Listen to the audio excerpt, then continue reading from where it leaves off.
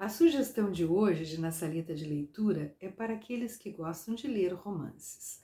Trata-se do segundo romance do escritor Jefferson Tenório, intitulado Estela Sem Deus, editora Zuc. Jefferson Tenório nasceu no Rio de Janeiro em 1977, está radicado em Porto Alegre e é mestre em literatura pela Universidade Federal do Rio Grande do Sul. Na orelha do livro lemos o seguinte: a vida soube ser difícil durante a era Collor, especialmente para a delicada e forte Estela. Aos 13 anos quer ser filósofa. Aos 13 anos tenta se livrar das mágoas que a impedem de ser livre.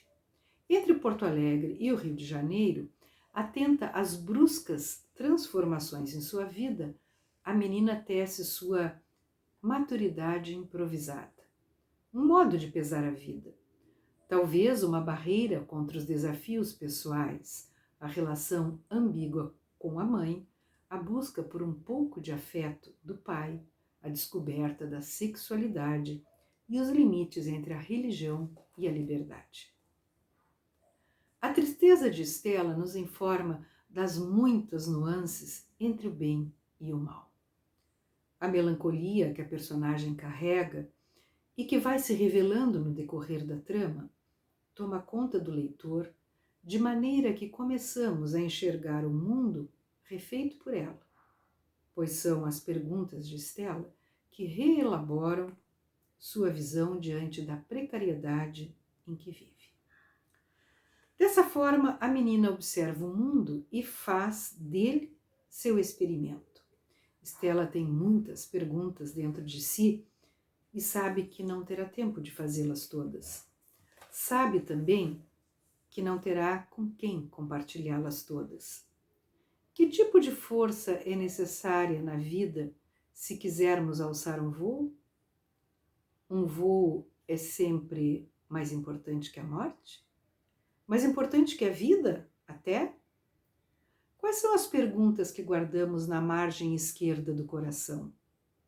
Quantas palavras são necessárias para descobrirmos com espanto a face humana de Deus? Estela tem todas as respostas guardadas, mas não sabe que as tem. Estela concisa, essencial, Estela em expansão. Orelha escrita por Natália Borges Polesso, escritora. O que não está dito aqui, porém, é que Estela é uma menina negra e que, além de todas as dificuldades que ela enfrenta, referidas aqui na orelha, ainda existe a dificuldade do preconceito racial. Preconceito esse do qual ela só começa a se dar conta quando entra na pré-adolescência. E me permito ler aqui o início do capítulo 7. Mudamos de escola no meio do ano e aquilo era terrível. Tivemos de nos acostumar com tudo de novo. Os colegas, os professores, os horários, os ônibus.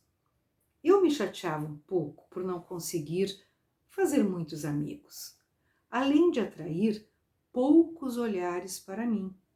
E demorei um pouco para entender que os meninos talvez não se aproximassem de mim por causa de minha cor preta e de meu cabelo crespo. Não tinha construído aquilo que mais tarde eu aprenderia a chamar de autoestima. Por isso comecei a ter inveja das meninas brancas, que não tinham problemas com os cabelos delas. Um dia cheguei em casa e, aproveitando que minha mãe parecia estar de bem com a vida, perguntei a ela como se fazia para a gente melhorar o cabelo. Minha mãe me olhou com espanto. Depois, como há muito tempo ela não fazia, pôs a mão no meu rosto e disse com uma delicadeza que desconheci: "Tu cresceu, Estela, tu cresceu." Vejam, como é que a gente faz para melhorar o cabelo? Na minha infância e no início da minha adolescência, muitas colegas que tive na escola eram negras e viviam alisando seus cabelos das formas mais dolorosas, posso dizer assim, possíveis.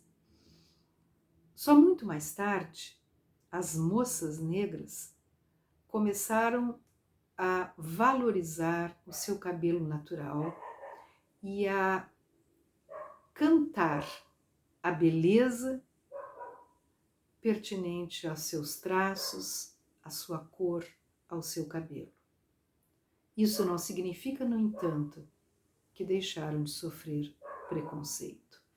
O mesmo preconceito que vai aparecer aqui quando num dia de muito calor, a Estela, sua mãe e seu irmão, cansados de uma caminhada, entram em um bar e a mãe então pede ao atendente um copo d'água. E ele traz um copo engordurado com água morna tirada da pia, da torneira da pia. Ela então pergunta gentilmente se ele não poderia servir água gelada. E ele disse que só se pagassem. Então eles se retiram do bar porque, como diz no livro, nós não íamos passar por uma humilhação daquelas. No entanto, no meio do caminho, ela parou, olhou para trás e voltou para o bar. E mandou chamar o dono, gerente ou coisa que valha que mande aqui nessa birosca. O atendente disse que ele não estava e ela então disse, pois então vou esperar. Foi nesse momento que o atendente, por medo ou por falta de paciência, resolveu nos trazer 3 copos bem gelados de água.